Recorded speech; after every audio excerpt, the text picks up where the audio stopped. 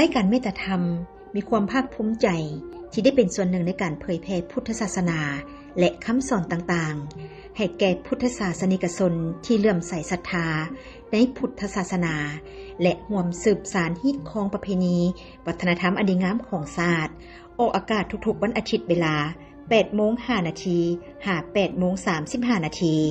เวลา 14:56 น. หาเวลา 15:10 น. เวลา 20:45 น.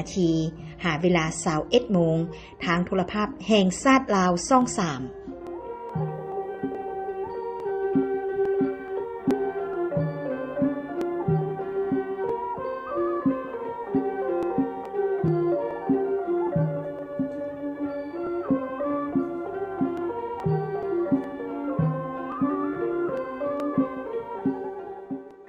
ศาสนาพิธีพุทธาภิเษก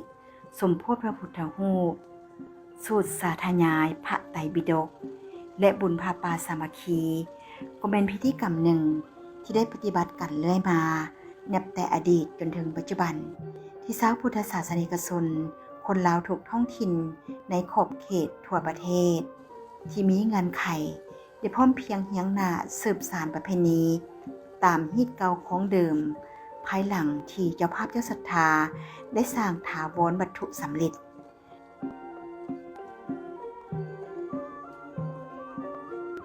โดยมูลเหตุดังกล่าวคณะพระสงฆ์สามเณรสำนักวิปัสสนากรรมฐานวัดป่านาโคนน้อยพร้อมด้วยคณะเจ้าภาพเจ้าศรัทธาการจะตั้งเฒ่าแก่แนวโฮมภายในบ้านเมืองแล้วสาวพุทธบริษัท4ที่มีจิตใจเลื่อมใสศรัทธาในพระบวรพุทธศาสนาพร้อมพากันมาร่วมบุญพุทธาภิเษกสมโภชพระพุทธรูปและผ้าป่าสามัคคีที่สำนักวิปัสสนากรรมฐานวัดป่านาโคนน้อยบ้านนาโคนน้อยเมืองนาไซทองนครหลวงเวียงจันทน์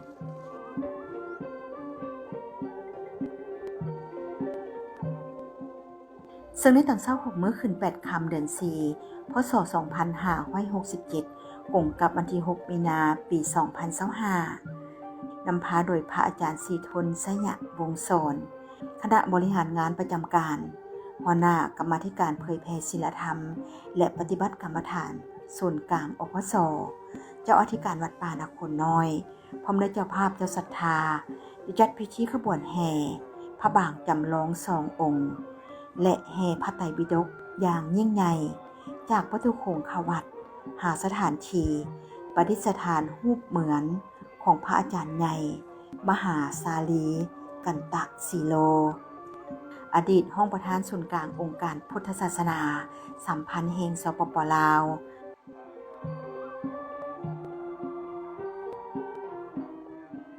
นำหน้าขบวนแห่คณะพระสงฆ์สามเณรอุ้มโจมปึ้มพระไตรปิฎกรถพระบางจำลองรถปึ้มพระไตรปิฎกคณะเจ้าภาพเจ้าศรัทธาตามมาด้วยขบวนของชาวพุทธศาสนิกชนและพร้อมด้วยขบวนของน้องๆนักเรียนที่มาร่วมเป็นพลังบุญในขบวนแห่อย่างหลวงหลาย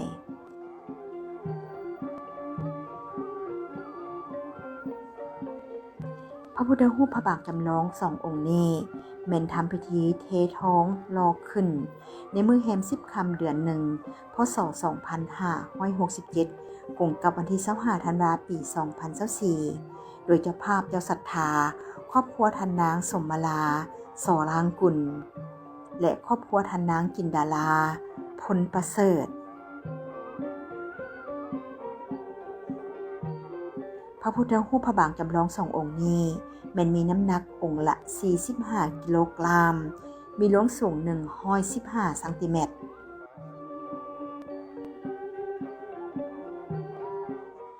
ในเมื่อขบวนแห่เข้าสู่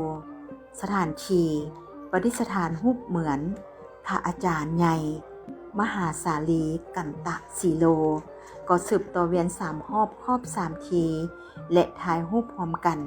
กับคณะเจ้าภาพเจ้าศรัทธาชาวพุทธบริษัท4และน้องๆนักเรียน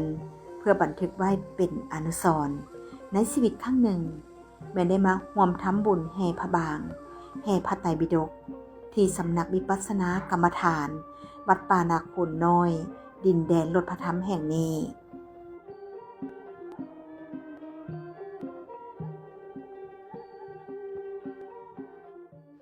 มื้อนี้ถือว่าได้เฮ็ดพิธีแห่พระบางที่วัดปานคุณน้อยแล้วก็มีความรู้สึกภาคภูมิใจเป็นอย่างยิ่งเพราะว่านับตั้งแต่ได้มีพิธีรอ2องค์ขึ้นมาตั้งแต่วันที่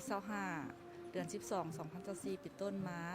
และถือว่ามื้อนี้ได้เป็นมื้อเลิกงามยามดีและได้ตั้งจิตศรัทธาเอามื้อนี้แห่แล้วมื้ออื่นจะมีพุทธาภิเษกสมโภชพระบางเพื่อน้อมถวายไว้ที่วัดปานคุณน้อยจุดประสงค์หลักๆก็คือพวกข้าน้อยมีความเลื่อมใสศรัทธาในพุทธศาสนาและก็เห็นว่าพระบางเป็นพระที่งดงามและมีประวัติความเป็นมาหลายพันปีเท่าที่ข้าน้อยศึกษามาคร่าวๆถ้าข้าน้อยเราผิดก็ขอโทษขออภัยเพราะว่าพระบางนี้ถูกนำเข้ามาในยุคของพระเจ้าฟ้างมแน่ล่ะคิดว่าคนเฮาผู้หนึ่งถ้าเชื่อในทางพุทธศาสนาคิดว่าบ่มีอย่างบังเอิญแล้วพวกเขาคิดว่าเมื่อมีศรัทธาแล้วบุญเก่าที่พวกน้อยอาจจะเคยสร้างไว้หรือที่ฐานจิตไว้จึงได้นำมามีความตั้งใจอยากสร้างพระบาง2องค์นี้ขึ้นมาแล้วก็ถือว่าเป็นโอกาสดีนอกจากนั้นเพื่อให้พุทธศิลป์ในพระบางนี่สืบต่อให้คนรุ่นลูกรุ่นหลานได้สืบต่อได้เบิงและก็เป็นไว้ที่สักการะบูชาของเทวดาและก็มนุษย์ทั้งหลายนอกจากนั้นเพื่อเป็นเกียรติเป็นสิริมงคลแต่วงตระกูลของพวกข้าน้อยเนาะแล้วก็โดยมีองค์น้ำพาคือพระจันทร์ใหญ่ศรีทนสยามวงศ์สอนหัวหน้ากรรมาธิการเผยแพร่ศีลธรรมและปฏิบัติกรรมฐานศูนย์กลางแล้วก็เป็นทางเจ้าที่การวัดปานคุณน้อยเนื่องในโอกาสที่วันคล้ายวันเกิดของเพิ่นวันที่14มีนา2025ที่จะมาถึงนี้พวกข้าน้อยก็เลยว่าในนามเป็นองค์หนึ่งที่พวกข้าน้อยมีความศรัทธาพระอาจารย์ก็เลยว่าเพื่อเป็นสิริมงคลแล้วรู้สึกว่าเฮามีศรัทธาอยู่แล้วก็เลยว่าร่วมกันว่าขอสร้างพระบางเป็นตัวแทนของพุทธองค์เพื่อให้พระอาจารย์ไปนำพาให้แก่ญาติโยมศาสนิกชนได้เป็นที่สักการะโดยขอบใจก็ได้มาแห่พระบางมาถวายในพระอาจารย์ศรีทนอยู่วัดนาคุณน้อยเนาะความรู้สึกกับปลื้มปิติใจนี่ถือว่าเป็นครั้งแรกในชีวิตเนาะที่ว่าเคยรอพระก็ได้มารอพระบางมาพึ่งบารมีพระอาจารย์ศรีทนเพิ่นนำพาสร้างพระบางเนาะเพื่อไว้เป็นตัวแทนขององค์พระสัมมาสัมพุทธเจ้าเพื่อไว้ให้ทุกคนได้ก้าวไว้แล้วก็ไว้ให้ส่วนรุ่นล่างผู้ที่มันเกิดมาใหม่เนาะให้ได้ก้าวไว้แล้วก็ให้รู้จักเรื่องพระบางแล้วก็ให้คนรุ่นล่างให้ฮูจักแล้วก็ให้ได้ไปซืบทอดกันไปไล่เส้นไล่รุ่นเนาะพระบางทั้ง2องค์นี้จะไว้ผลิตจะเอาประดิษฐานไว้นำวัดนาคูนนี้เนาะพอได้กายไปกายมาก็ข้อเชิญมาก้ามมาไหว้เนาะแล้วก็สักการะบูชาโดยแล้วก็ข้ออวยพรใจให้ออกตุนญาณโยมทุกท่านทุกคนแล้วก็การนำทุกขั้นเนาะที่เพิ่นมาร่วมงานก็ขอให้มีสุขภาพแข็งแรงทุกคนและผู้ที่ฟังอยู่ทางบ้านก็ขอให้มีสุขภาพแข็งแรงสุขกายสุขใจพระพุทธรูปพระบางจำลอง2องค์นี้นอกจากเป็นสิริมงคลแก่วงตระกูลแล้วยังเพื่อให้เป็นพุทธบูชาธรรมบูชาสังฆบูชาและเป็นที่ยึดเหนี่ยวจิตใจให้แก่พุทธบริษัททั้งหลายเพื่อเป็นการส่งเสริมพุทธศิลปะอันสวยสดงดงามของชาติและพุทธศาสนา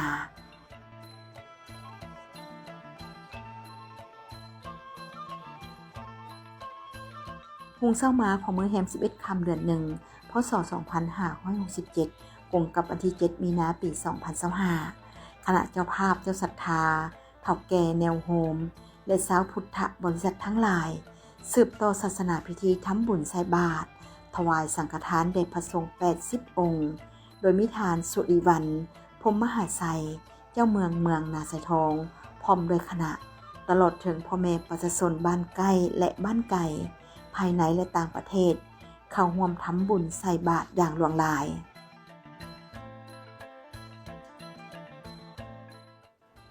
จุดประสงค์ในการเฮ็ดบุญเลยมันเพื่อเต่าโฮมความสามัคคีในบรรดาพระสงฆ์และตนญาติโยมชาวบ้านนาคูนโดยเฉพาะเรารวมเป็นชาวพุทธศาสนิกชนทั้งหลายจุดประสงค์ที่2นี่มันเพื่อเป็นว่าสร้างพุทธรูปถวายเป็น พุทธบูชาธรรมบูชาสังฆบูชาอันที่3เป็นเพื่ออันว่าแสดงถึงอันว่าศิลปะลาวลันสร้างเกี่ยวกับการหล่อพระพุทธรูปฉะนั้น3จุดประสงค์ดังกล่าวนี้ถือว่าเป็นสิ่งสำคัญในการว่าเฮ็ดให้ออกตนญาติโยมพุทธบริษัทได้เข้าถึงว่าหลักธรรมทางพุทธศาสนาฉะนั้นการเฮ็ดบุญ 3-4 วันนี้ก็มีกิจกรรมหลายอย่างเป็นต้นแม่นอันที่1เลยแม่นได้สูตรพระไตรปิฎกซึ่งเป็นหลักธรรมคำสอนของพระพุทธเจ้าแล้วก็เกี่ยวเนื่องกับพระบางก็เลยได้จัดกิจกรรมนำพาออกตนญาติโยมพระสงฆ์สูตรพระไตรปิฎกเพื่อให้เป็นว่ามีความเข้าใจในหลักคำสอนดังกล่าวที่2และแม่นได้อบรมนักเรียนสาวหนุ่มเยาวชนที่อยู่ในเมืองนาชทองให้ได้เข้ามาเรียนรู้ว่าธรรมะเพื่อให้เป็น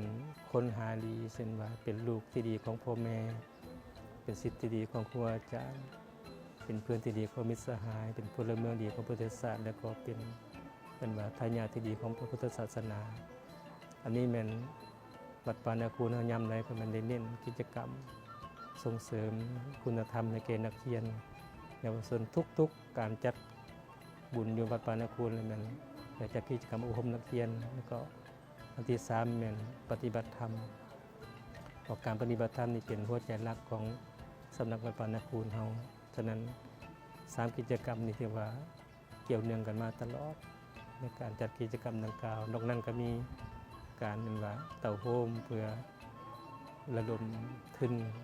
เป็นผาป่าสามัคคีเพื่อจะได้มาว่าบำรุงวัดวาพุทธศาสนาเป็นต้นแม่นการสร้างทาง80 ปีพระอาจารย์ใหญ่สรีกตสิโลซึ่งแล้วไปในอีกตอนหนึ่งและก็ตอนที่2กำลังดำเนินการก่อสร้างอยู่จึงได้จัดกิจกรรมเพื่อว่าให้บรรดาออกตนญาติโยมและก็พระสงฆ์สามเณรได้เรียนรู้ประเพณีในการทำบุญอย่างถูกต้องและเรียนรู้การว่าปฏิบัติศีลปฏิบัติธรรมแล้วก็ได้เข้าใจถึงว่าหลักธรรมคำสอนเป็นต้นในพระไตรปิฎกการสูตรพระไตรปิฎกผ่านมาก็ถือว่าออกตนญาติโยมให้ความสนใจแล้วก็มีศรัทธา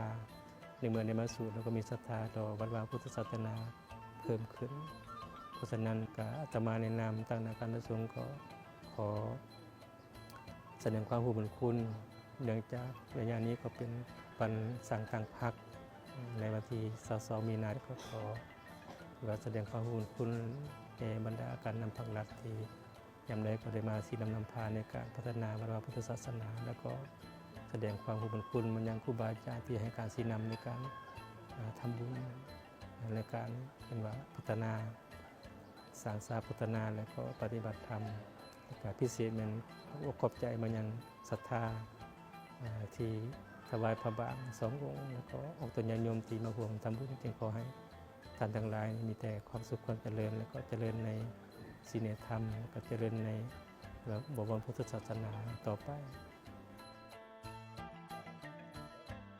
ศาสนาพิธีสืบต่อไปในตอนบ่ายเวลา 15 โมง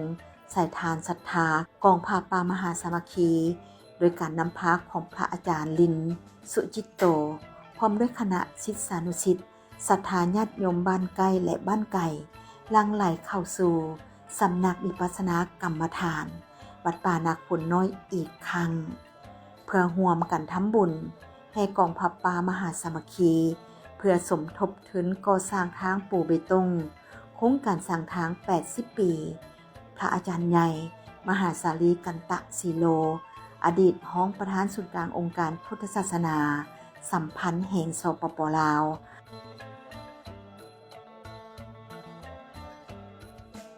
ปัจจุบันนี้แม่นสำเร็จการก่อสร้างระยะหนึ่ง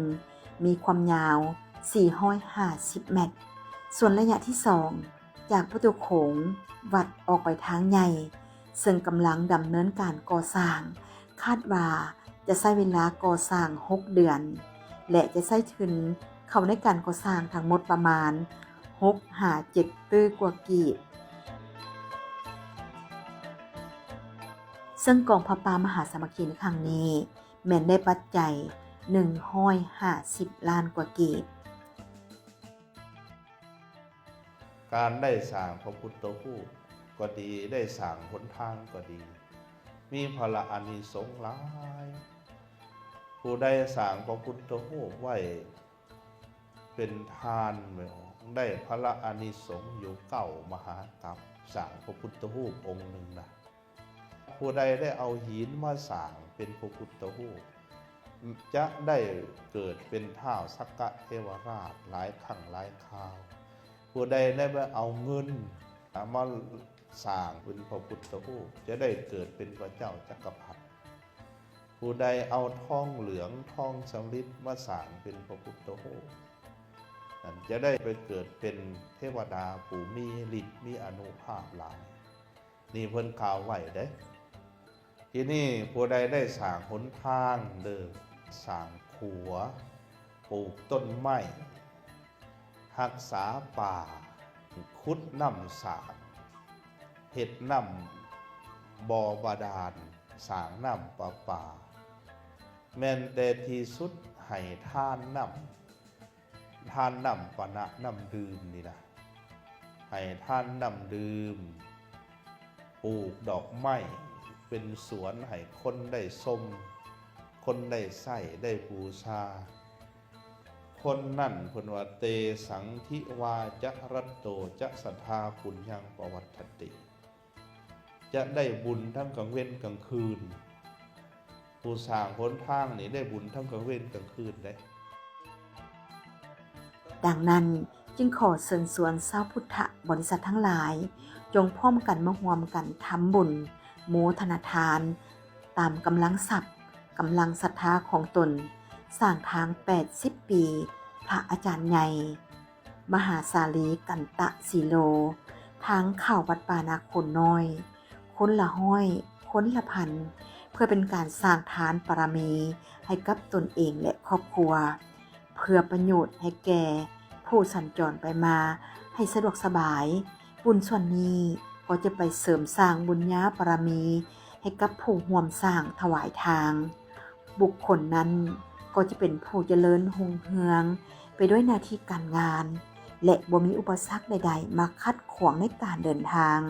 และปราศจากภัยอันตรายทั้งหลายทั้งปวงนั่นแหละอันติอายุวันโนสุขังภา